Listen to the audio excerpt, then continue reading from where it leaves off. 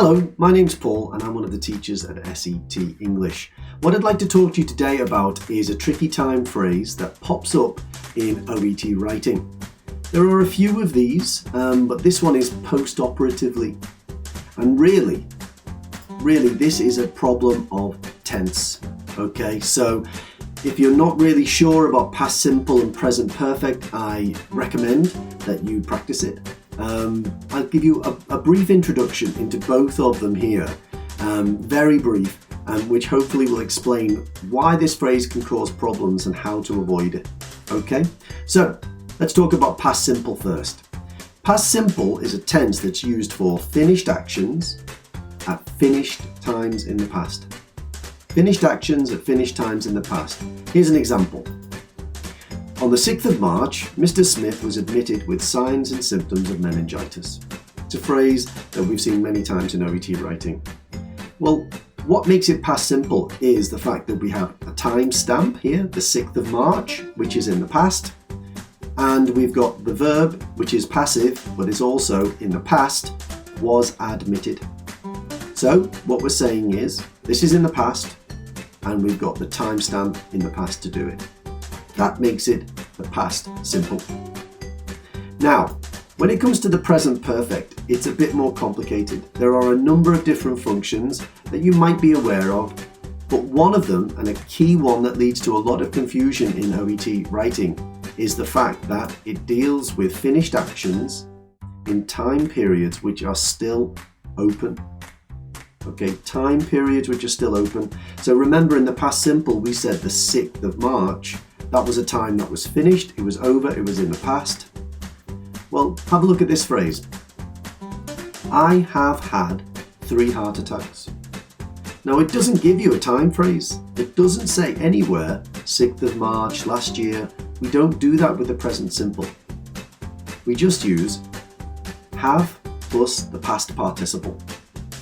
And what we're really saying in this phrase is that in all of my life, 3 times heart attacks have happened to me.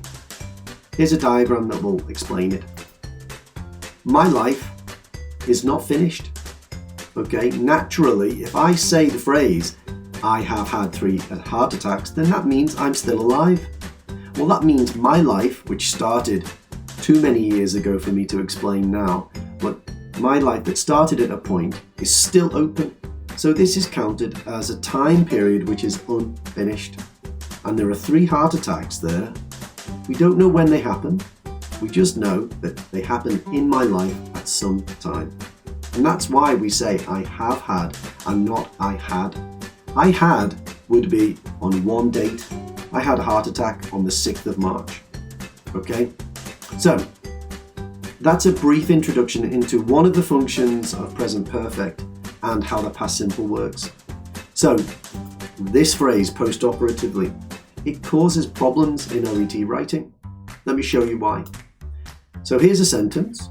Post-operatively, Mr. Smith was given hypertensives. Okay. Was given is the verb. That's the past. That's the past simple. So that means that post-operatively here is a time in the past where something happened. That makes sense. But look at it now. Post-operatively, Mr. Smith has been given hypertensives. Now that's fine. There's no problem with that. But now we've used the present perfect. You're thinking, well, post-operatively, you just said was in the past. Okay. But now it's not. It's a present perfect. So I'm going to give you a couple of diagrams to try and explain this. Okay, here we go. With post-operatively, Mr. Smith was given hypertensives, then post-operative is a finished time. Post-operatively, finished. Done. Completely finished. Okay, so that means it was immediately after the operation.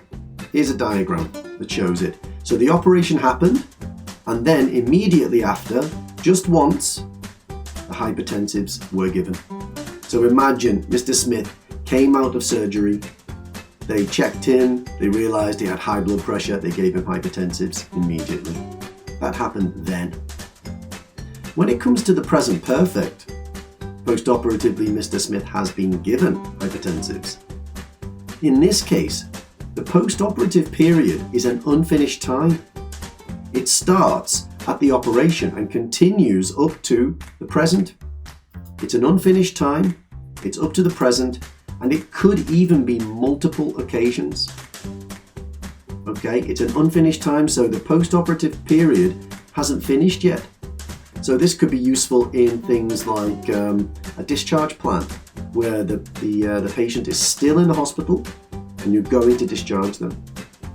Okay, so here's a diagram that would demonstrate multiple occasions. So look at that operation. There it is, an operation.